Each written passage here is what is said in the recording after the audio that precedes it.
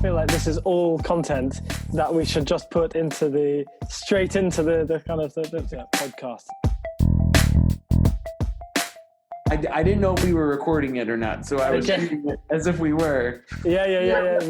We've been recording. I just WhatsApp Ludo. I said we're going to miss Gold Dust here, so we just press record. Hello and welcome to our next instalment of the Qualified Tutor podcast. Today we're going to be doing things a little bit differently. We're going to have a sort of discussion today.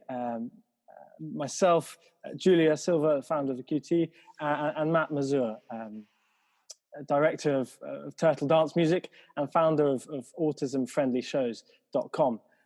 Matt is a wonderful performer. We're incredibly lucky to have him on the Qualified Tutor podcast today. And quite frankly, the list of Matt's skills is endless, from musician to teacher, author, performer, public speaker, turtle impressionist. Matt's energy and enthusiasm for his work really shines through in everything he does. And we are very delighted to be joined by you today. Hello, Matt from New York. How are you doing? I'm doing great. I am working very hard to get people back to normal as possible. It's funny. We were talking earlier about, should people maybe step back and take a breath? And I would like to think of teachers as frontline workers in another way. While doctors are dealing with the crisis, teachers need to be on the other front line, or maybe the back line, or whatever you want to call it, making sure that kids are continuing to learn and grow developmentally. And I have a 19-month-old son. He's actually going to be 20 months in a couple days, and he's not in daycare preschool for the next 2-3 months, and I do wonder about the effects on him developmentally. So teachers are the people who keep people like my son growing and staying healthy. So that's where my head is at right now. I'm just trying to fill people with hope and just keep everybody continuing the work that they were doing before all this started. Julia, do you think this is you've had a similar period since the kind of the lockdown began? I think that's so profound, this idea that we're also frontline workers. And I think it's interesting to think what kind of input our own teachers' kids are going to be getting. Are they going to be sort of, on high speed? Are we going to be giving them extra input, or are we going to be worrying so much about other people's children that we forget to worry about our own? It's very interesting, this balance and this dynamic between being at home and ensuring that you're providing for the children that you teach when you're at home with your kids. But I want to ask you, Matt, how do you help kids? Explain to us, please, about your tactics, your strategies for making this difference. Well, here is the interesting thing. So I work with major library systems in schools and autism centers. Hi, friend. Hello. Nice to see you. Hello. Hello. By the way, guys, embrace it all. I've had dogs bark and babies crying in my streams. So, and literally the camera falling over. Yeah. Oh, Matt, now I really need to tell you, this is Danielle. Danielle is 8. Say hi. Hello. Hi, friend. So he is a little bit starstruck because we've been watching your show all day. Oh, as have I. Am I allowed to be starstruck as well, Matt? Yes. Yes. I think it's called shell-struck. Yes. What I do is, playing on that, I help kids come out of their shells. And that comes directly from my graduate work in autism intervention and early childhood development. And I work with major clients like New York Public Library. New York Public Library has over 88 branches, and Manhattan, the Bronx, and Staten Island. And these are all very different socioeconomic areas. I work with the Queens Public Library. I work with many of the major library systems across the Northeast and Mid-Atlantic. I perform with the governor and the first lady of Delaware and their state librarian, to daycares and schools and autism centers and camps. And I do like 550 shows, music concerts a year. And what is so interesting about live streaming, and I've thought about live streaming for years, because I would like to drive less and reduce my carbon footprint, and also reduce the risk that driving brings for my family, for the sake of and spend more time with my son, which these last couple weeks, I was supposed to be giving keynote lectures and being in Connecticut and New York State and all over doing shows. And now I'm just live streaming and then spending time with my son. And it's kind of bliss. It's amazing. It's wonderful. So what I do is I come in and I do 40-minute music concerts that are developmentally appropriate. They're free for families to attend. So think of a family living in a very affluent area who can pay for private music classes. They can pay for, the families who are coming to our shows are getting the same quality content for free. They're getting to interact and engage with other kids. Daycares, schools, places, they all come to the public library to see the shows. And I let the kids try out thousands of instruments. I have something called an instrument petting zoo, where I bring thousands of instruments to the library. And we just throw on some Tchaikovsky, and the kids just play music and collaborate with each other. And there's not an emphasis on what you shouldn't do with the instruments. If the kids break the instruments, I'm cool with it. I'll get other instruments. Like, it's more of an emphasis on exploration and discovery and connecting with other people. So what launched me into live streaming, as opposed to other years and times when this has been available, I didn't see the phone or the live stream as being a way to connect people like our live show does. So as someone who's a new parent, whoa, it's hard, man. It's hard being at home. It's I can't understate that. It is really hard to be a new parent, and also being a parent who's stopped working, and moms. My wife, I didn't understand, and now I'm understanding. Being home every day is so hard. It's really hard because you're like, what day is today? Oh, is it Sunday day?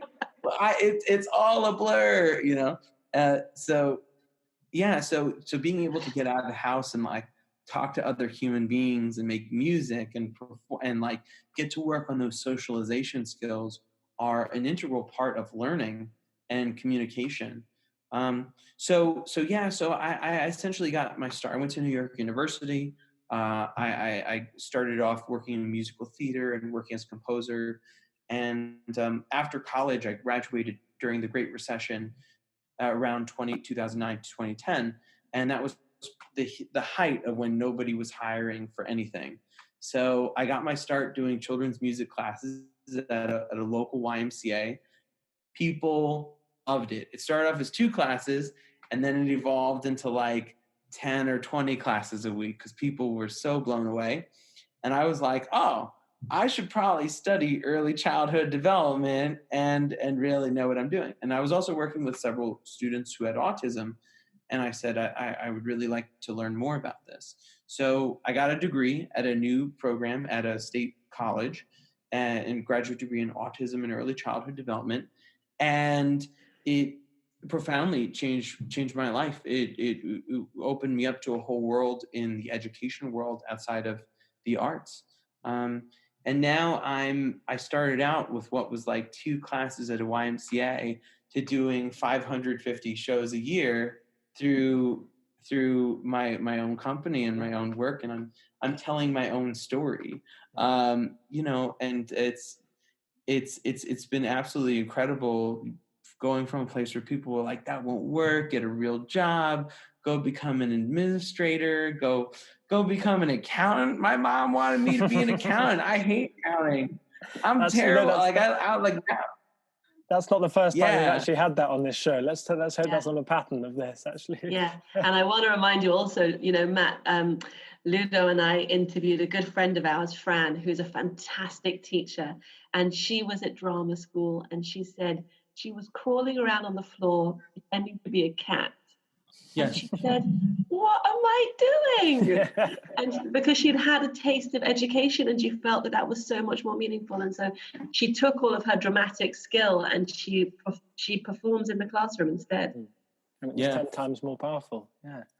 And and I think that is something that differentiates me from, say, an average music teacher, a normal music teacher, or who directs the band and the chorus at the school, and they are so talented and wonderful. Or like a music therapist who I think works one-on-one with students in such a phenomenal way. I'm like Rafi for the 21st century. I am, and I talk in some of my posts, I write a bunch of blogs, and I talk about how Pete Seeger got me here, because Pete Seeger was, he popularized the song "We Shall Overcome" with Martin Luther King Jr. And that was something that Americans sang at the civil rights marches for African Americans who were trying to get rights. And he fought for a lot of social causes and started doing music for children because he was blacklisted for having, communist or socialist ties, or even just like attending a meeting. So that, with McCarthyism. So Carnegie Hall, all these major places were not allowed to book him. And in the 50s and 60s, so he turned to performing at elementary schools and doing children's music. And he essentially laid the groundwork for Raffi, Laurie Berkner. Who else? Who have you guys listened to with your children? Give me other people. Peter Mary. Who else? Yeah. So you mentioned Dan Zanes recently. Yes. And I'm a big fan of Francis England. Yes. But we don't really have these musicians in Britain so much. So when you look on Spotify for children's music, you don't find so much in Britain. They're mostly American. Do you know the Unicorn Theatre in Britain? There's a major. So here's the other funny route. So not only do I come from children's music, I also come from children's theater. And the other thing that got me started was I saw how seriously the British and the Danes and the Australians invested, and the Scottish invested in children's theater. And they were, in around 2010, 2011, I was seeing wildly creative cultural works. The other thing that launched me into working with kids with autism, there's a British company called Oily Cart. And I met the founder of the company when he was here in New York City at the New Victory Theater. And he was like, "Oh, you should go do this here in America. You should do." And I was like a young guy, 22. And I was like, "Really? Should I?" And he's like, "Yeah, this is how I started and how I did." And he wrote, I have his book somewhere around here, but he created a way of creating music and theater for children with autism. And his stuff was wildly innovative. I mean, he would do performances in a swimming pool, and the kids with muscular dystrophy and disabilities would go into the pool and they would play instruments and have glowing lights in the pools. I mean, it was out of this world. He did a show where they hung up chairs from the ceiling of an arena theater, and the kids would swing, like 6 kids at a time, would swing in these chairs with their parents and family as aerialists would do aerial acrobatics and tricks in the air, like Cirque du Soleil and stuff like that. Matt, are you saying this is going to be the format for your next shows? I'm just saying.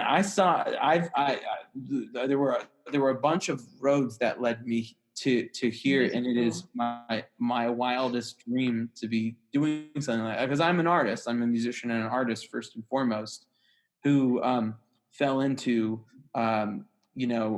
education and running a small business. Mm-hmm. So and here I am, and it's I've done things that are beyond my wildest dreams. So doing a show in a swimming pool and doing a show.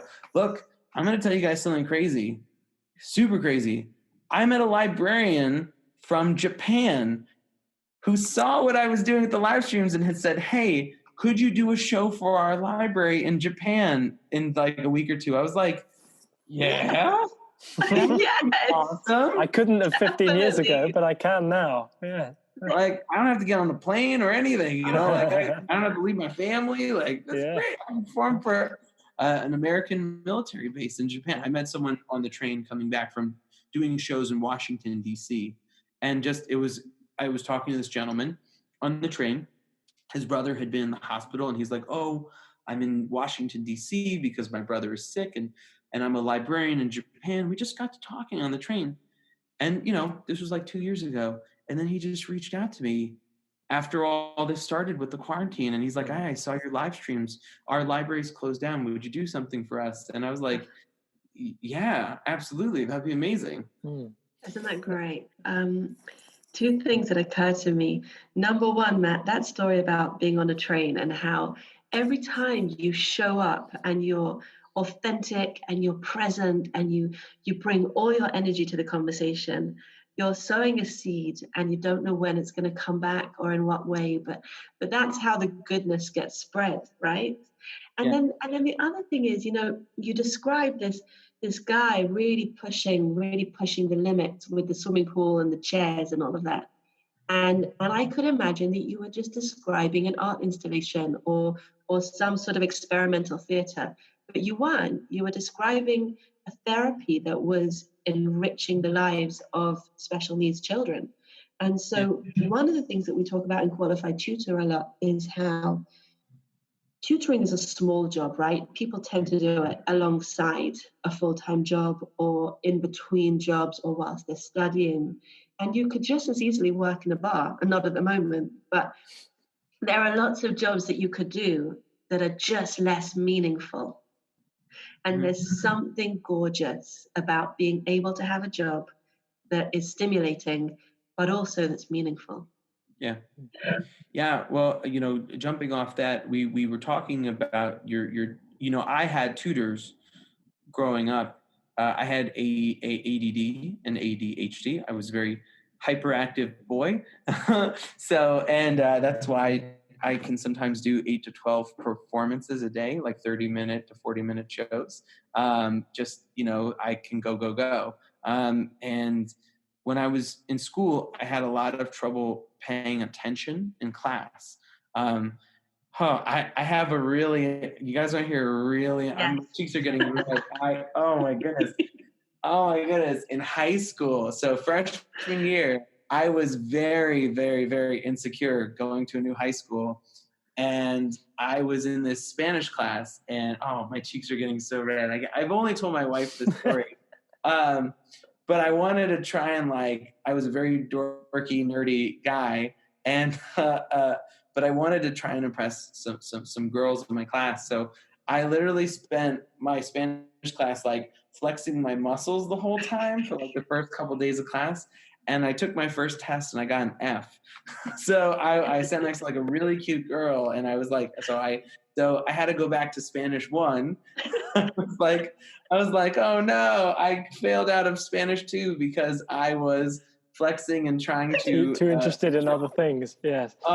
Oh, so embarrassing. I'm so grateful I have my wife and I don't have to date anymore. Dating. I'm so much happier being married and all that. But so going back a little bit further though, I had a lot of trouble with beyond girls and things like that. I would have a lot of trouble paying attention in class and listening. So I would take early math in 7th and 8th grade, and I was falling behind. I was writing notes to kids and passing them in class, and doing things that normal teens and kids do when they want to try and make friends, and school is lame, whatever, and I had this tutor named Mr. Schuler. I believe that was his name. I can't believe I just pulled that out. Mr. Schuler, he was a basketball coach, and on the side he would tutor. And so he showed me everything I needed to know for intro to algebra and, got me back on track. And it was so rewarding to go back into class and be able to catch up with the work. And I can't tell you how humiliating it felt when we would take tests and I just wouldn't know what was going on. I would, when I was younger, I needed a manager. That's what I just needed, like a good business. They're called a mentor, Matt, and they do exist, I think.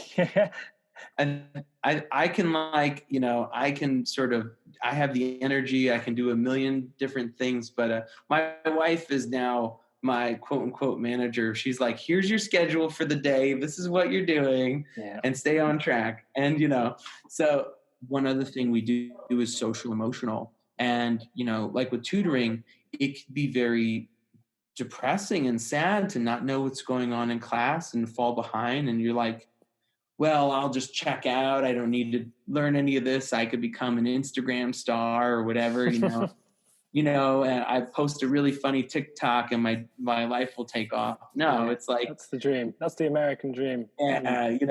So. So Matt, just going back to the tutoring, as you just mentioned there, how do you think having a tutor impacted you as a student? What kind of effects did that have on you as a student? Well, I don't have it in front of me. I did have an SAT tutor also who gave me a copy of The Places You Will Go by Dr. Seuss. And that was one of the best gifts that was ever given to me. Fun fact, critics sort of panned it when it came out. And it was like Dr. Seuss's last book he wrote. I read his biography, the recent one that just came out. It was like a bestseller. And it was like his advice before he knew he was dying. So it was like, what are the last pieces of advice I can give to the kids reading my books before I go? And it's such a beautiful, beautiful, sometimes things will be high, sometimes things will be low. Sometimes you'll be playing with the big boom bands, and sometimes, like right now, you'll be playing all by yourself. And, I can't tell you in this time how weird it is to perform children's music with no children here. It's like, it's like if you're tutoring and you're just tutoring to like a big white screen and you have no idea how the kids are doing with their problems. And Matt, we have the same. I have the same certainly with direct tutoring. Trying to mediate that new relationship is the most challenging thing I think I've encountered as a tutor. But you learn bit by bit, and the number of shows you've done, I'm sure, has given you the ability to find out what works, what doesn't work, where the camera needs to be, what lighting you need, allowing pauses for students to think. And I guess that's maybe where our two lines of work slightly differ, is that asking questions to the students back and forth, whereas maybe you're just kind of responding to what they say. But, Ludo, my kids were watching Matt's performance today, and the talking turtle says, "What's your name?" And they all sort of waited, and he said, "Oh, that's a nice name." And they looked at me like, "Is he joking?" And then he asked the next question, and it went quiet. And this time they answered. And by the third question, they were absolutely bought in. They knew exactly how to use your questions. So it took them a minute to understand what they were supposed to do, Matt, but they did start joining in and responding. I'll also talk to something else really fascinating and phenomenal, right?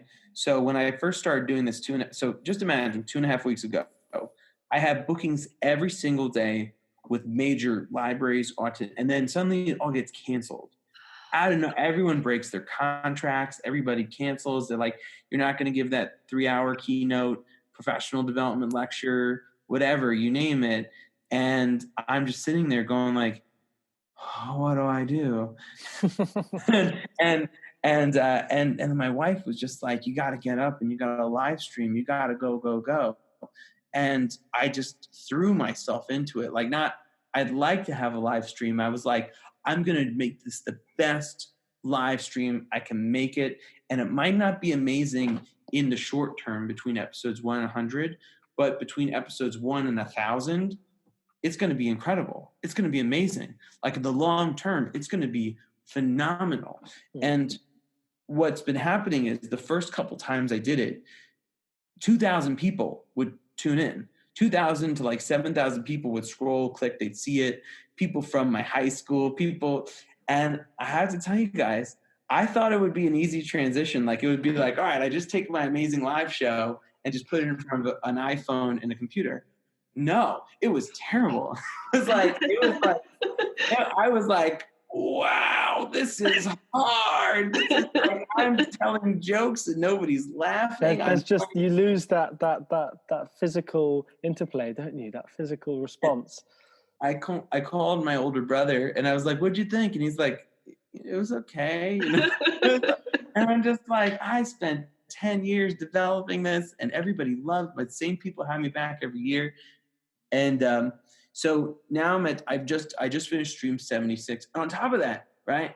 So I'm doing these shows. I have no one here, no audience, I'm managing an entire sound studio stage all by myself. So that's on top of performing the show. And then like my son is in the next room taking his nap. So I'm just like, so I can't do my high energy show. Or if I start jumping up and down, the camera starts shaking. So Matt, have you come up with any strategy? So last week I gave an assembly in the primary school that I work in. And unfortunately, we couldn't have more than 100 kids on because we maxed out the Zoom account. So we've learned that for next time. Yeah. We extend the Zoom account. But I told them to bring a piece of paper and a pen and their dancing shoes. And I structured a session that was much more hands-on.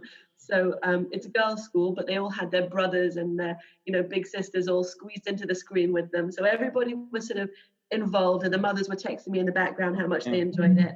They all had a pen and paper in their hand, and they were writing notes about the activities. So I'm wondering whether you want your kids to take a shaker or a saucepan and a wooden spoon. Would that work? Well, one of the other things that was really fun about the show is the children would dance through the entire show. There's movement through the whole show. So if I say to the kids, like, everybody say hello, all the kids would move their hands across their body. They would go from right brain to left brain to right, cross modal, all that stuff. So they would be like moving their hands across their body, putting their hands together at the midline of the brain. They'll be doing all that stuff. But it's like when I do it with kids there, it creates energy. The energy creates more energy. And here, it's just like I'm sort of performing it. And one other thing I want to try and do is right now, one thing I've been working on is like, let's say people are like, hey, can you sing Itsy Bitsy Spider?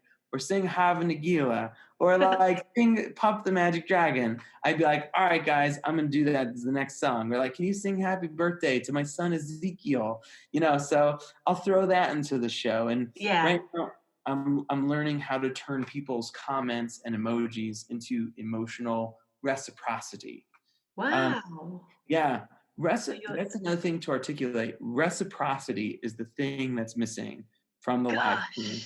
And I'm trying to figure out how to, because that's the thing that everybody loves the most, is the way I interact with the kids and the parents in the live show. It's that back and forth that happens.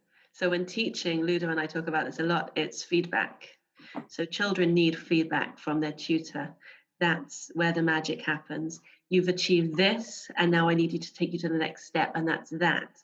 And that give and take, that back and forth, focused on the thing that you're working on together. So in your case, music, and in our case, maths, is always going to be where the magic happens. The reciprocity is where the magic happens, the relationship. So we have to find a way to hold on to a relationship during isolation. But one thing that's definitely happened is we've discovered how precious it is. Yes. And I would also say one other challenging thing to put out there. So I also work with a lot of autism centers and students with autism, and those shows are very different than what I'm doing right now. And a lot of those shows also are heavily involve reciprocity and the way I interact with, say, a student who's missing his hand or who's missing part of his head, and I'll come up to that student and I'll take his hand that maybe just has a thumb on it, and I'll strum my guitar. A lot of those shows thrived on interactivity. And I don't think social media or a lot of the digital space is where those students are, or if they're bound in a wheelchair, I don't think they're able to access that. So we talked about this earlier. Like, I do think they're missing out on a lot of this stuff. And me coming in live to interact with them and perform with them was such a big deal. And the energy I brought was like amazing. My affect is also my strength, is like I'm able to get these amazing emotions. The other thing people did not understand, and let's say you're a tutor or a teacher who's burned out. Have you guys dealt with burnout before? Everyone who's been a teacher too. We're with you. you could claim there's no such thing as burnout, but it happens to everybody, you know. The trick is to keep going. Yeah. And you rest and get up. So, and especially working in autism and special education, burnout, it's a sprint, it's a race, it's a marathon. It can be really exhausting. So, there's a lot of turnover in special education sometimes because of it. So, you know, I come in and I'm like the support staff for the support staff. And I sort of remind everybody why they're there and why they're doing this. And it's like a gift and it's like a cathartic sort of emotional event. You see the kids come out of their shells and come to life, and it gives everybody like a boost of energy. So that's really the place where I come in doing my work. Yeah, it's just like kind of riffing off that completely is what do you think, what are the top 2 tips you think you could give kind of younger people, perhaps in your line of work or just those in education, for online education? What 2 tips do you think you've got that you've learned from what you've been doing on how to make it successful? I have a really simple tip that should make you laugh. Are you ready? Yeah. See this thing on your phone that says "Do Not Disturb"? Put it on so when your mom calls you in the middle of the stream, it doesn't stop the stream. So being like at 12 o'clock, how you doing, honey? Are you doing okay? So, and then also it says phone allow calls from everyone. Put it on Do Not Disturb and hit allow calls from no one. and another thing also it's cool is I think you can schedule the Do Not Disturbs to mesh up. So that's just like a practical, technical thing, because I can't tell you, I was watching someone do their bar trivia. They do an amazing trivia show. Like hundreds of people showed up. It was amazing. And he's doing it, and then suddenly it quits out. And I was like, wait, everyone's like, where'd the host go? Where'd the audio go? And he comes back. He's like, all right, here's the answer, everybody. And he like had to jump back in. But I felt for him. So those things. No distractions then is the first one. Yeah. Yeah. My web developer said everybody understand that the internet has slowed down because everybody across the world in this unique scenario is using the internet. So if there are glitches and blips in your live stream, it's okay. The other thing is there are technologies that will help you with that. And I've read several blogs. I've taken courses on Udemy and Coursera about live streaming. And this is also where income inequality comes in a little bit. There are devices that can help with the seamlessness of the streaming, but it costs $1,100. So, I mean, that's a lot of money that people who are trying to make rent and buy groceries don't necessarily have. So if your streaming quality is not tip top, it's not your fault. You know, right. It's because a lot of this to do it professionally, it's thousands of dollars in upgrades. So, I mean, I think we all have to be on the same page that it's okay if the quality's not great.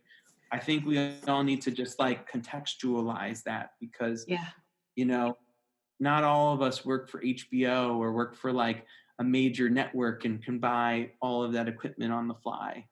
Matt, you and I spoke a little bit earlier about everybody having a front seat right now. And I don't want to hear from HBO. I want to hear from you. And I want to hear from the guy with the trivia. We want to hear from each other. And so you said something recently in a post that I read. You said that people have to be willing to post even when things are raw and not perfect and just show up. And that's what this time seems to be telling me. It seems to be telling me that don't be shy. Just share. I have another thing that goes back to what I'm doing. So I was saying earlier, 7,000 people tuning in. It wasn't great. What's happened is that now the same 7 to 20 people are showing up every day for the live streams for like the 3. And here's the thing. Those are the people who want to be here. Those are the students. Those are the people who really care. The 2,000 people, the sort of click gold rush, whatever, everyone's home, doesn't know what to do. Don't worry about that. Make it amazing for those 7 to 20 people, the 7 to 100, whatever people who are showing up every day, and listen to them, take their comments. I'm doing, I'm trying to schedule Skype calls to talk with those families and say, hey, what are we doing right? What is working? What's going right? And another thing that's also sort of that I think they really appreciate is if those are the people who are like, it's my son's birthday today, or can you sing Itsy Bitsy Spider? And I'd be like, absolutely. This is for you, Lila. Here we go. Itsy Bit. And those are the people who show up every day because, how do you listen through technology? How do you create reciprocity through the technology?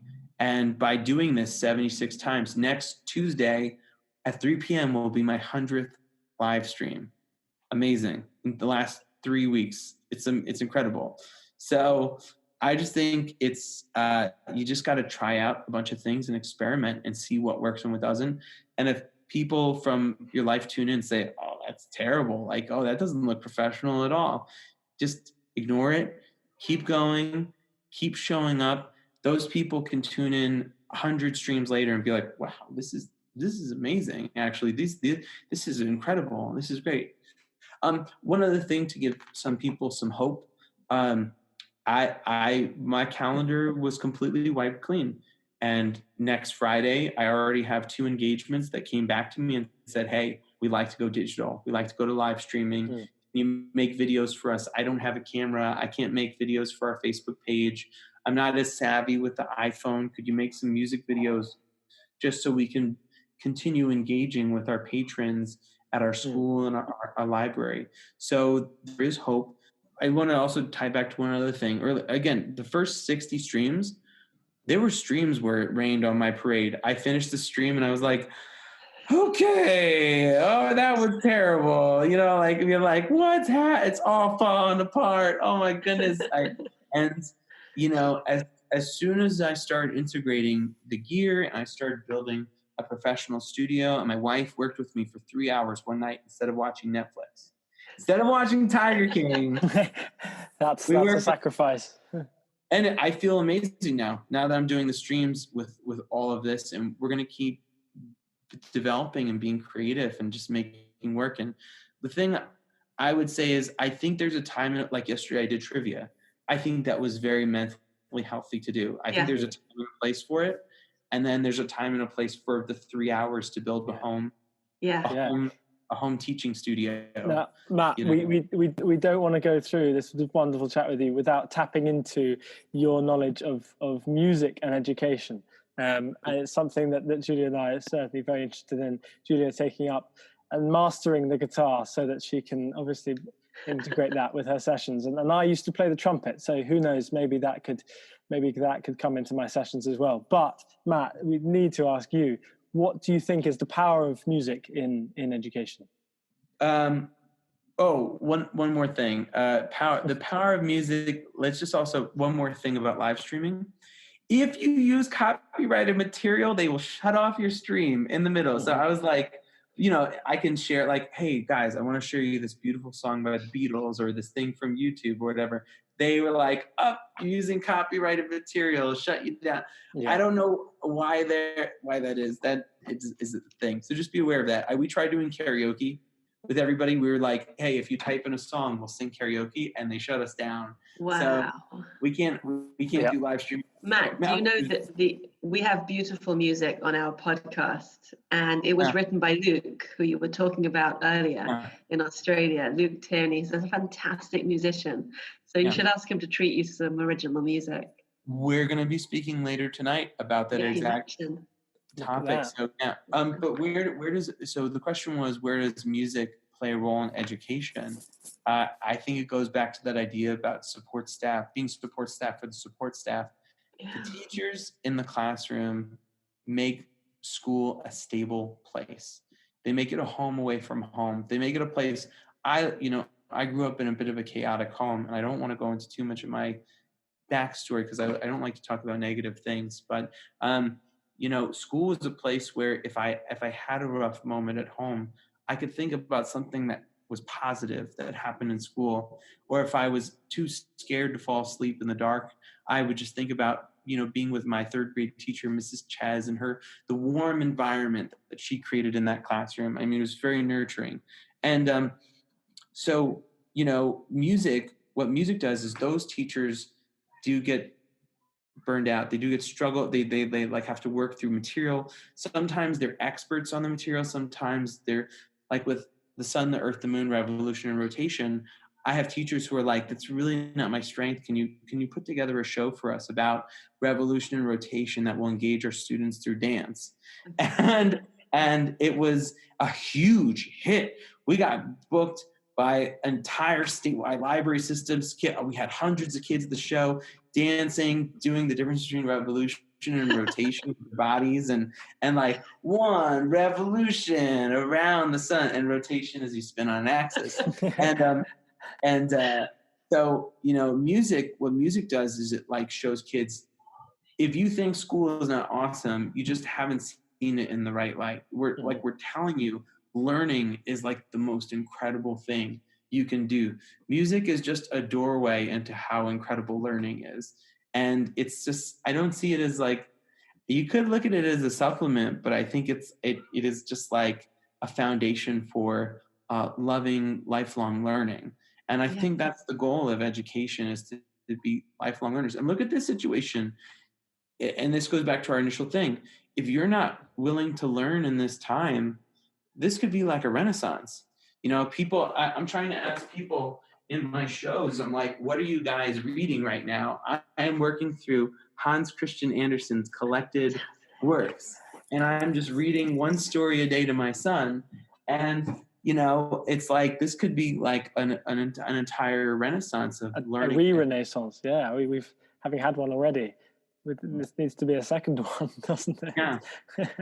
Yeah. And two other silver linings. This might be great for reducing our carbon footprint. Who knows? Yeah. Like, everyone's not driving and flying. Maybe some ecosystems will regenerate a little bit. Yeah. Who knows? And then a third thing is, before this all happened, everyone was very worried about automation.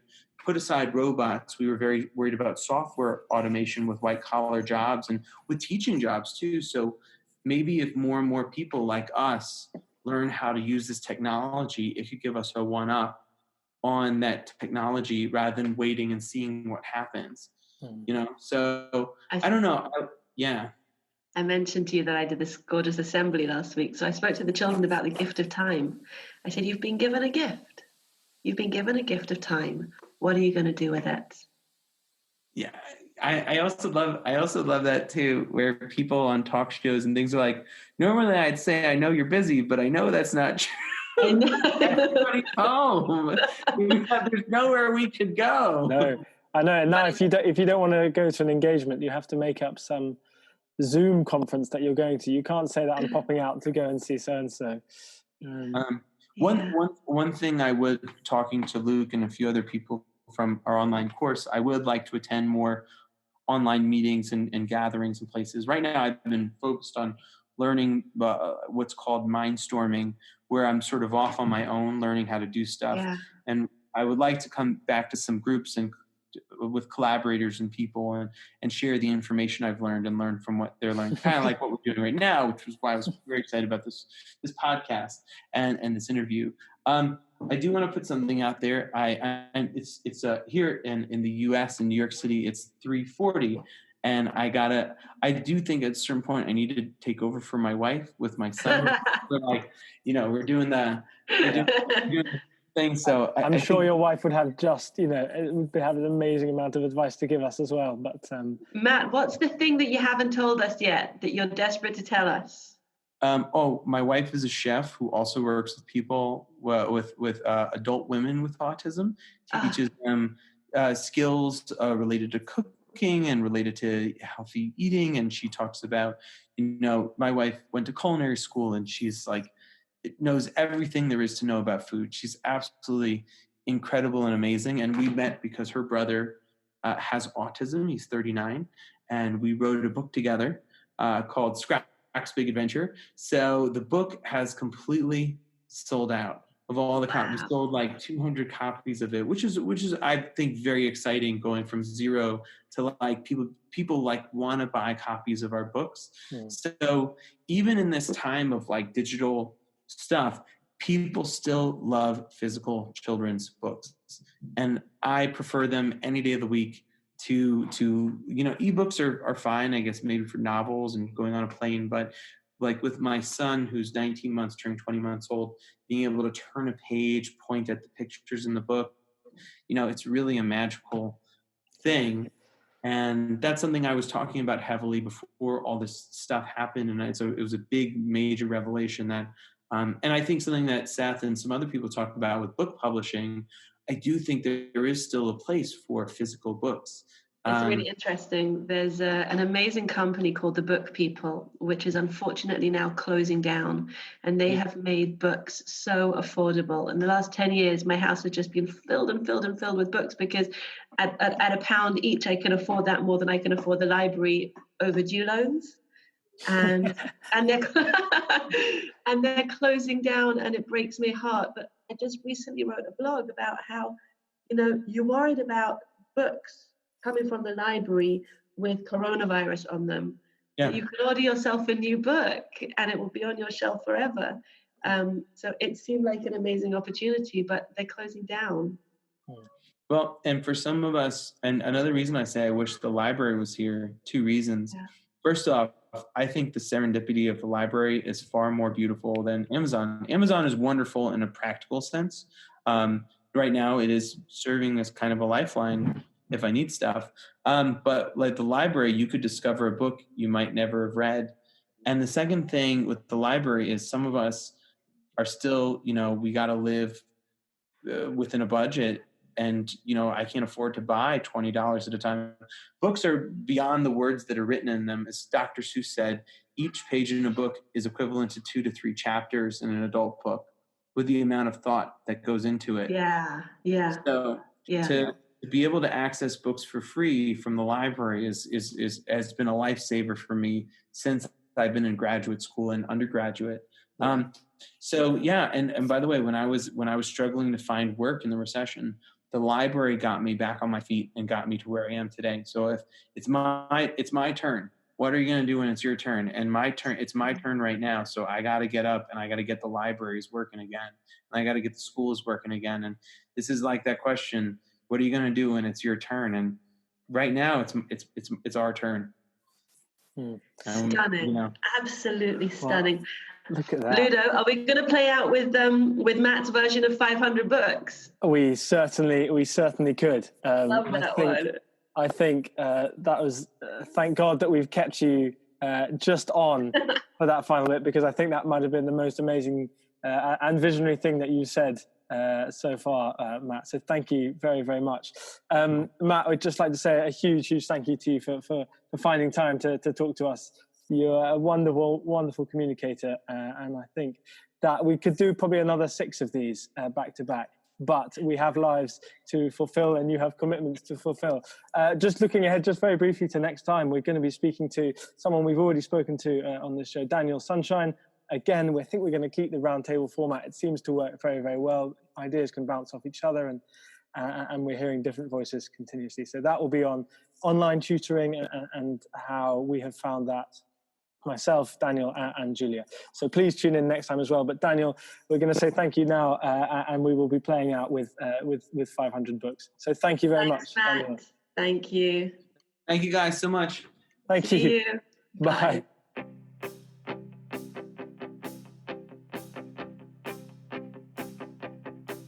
When I wake up, yeah, you know I wanna read a good book before school. And when I'm at school, yeah, you know I wanna read out loud with my teachers and friends. And when I come home, yeah, you know I wanna read to my entire family. And when I come home, yeah, you know I wanna be the boy or girl who brings a good book home with me. And I wanna read 500 books, and I wanna read 500 more. When I have read 1,000 books, then I am gonna read 1,000 more. Yada-da-da, yada-da-da, bum bum bum bum ba-rum ba-rum ba-rum ba-bum. Yada-da-da, yada-da-da, bum bum bum bum ba-rum ba-rum ba-bum. Thanks for listening to the Qualified Tutor podcast, where tutors share their expertise to support the tutoring community. We're always looking for motivated tutors to interview on the show. If you'd like to be part of the conversation, get in touch at podcast@qualifiedtutor.org. We'd love to learn from you.